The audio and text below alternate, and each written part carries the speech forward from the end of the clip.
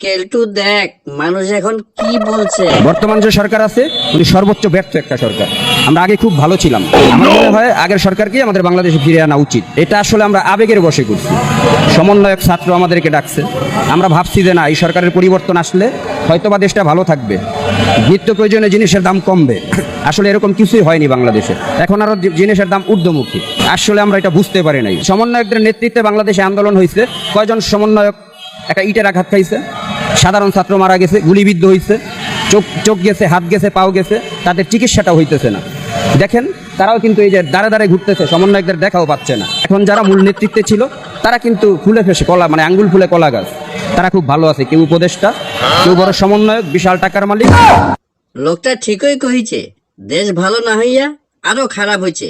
আর সমন্বয়ক সহ কিছু লোক আঙ্গুল ফুলি কলা গাছ হয়েছে।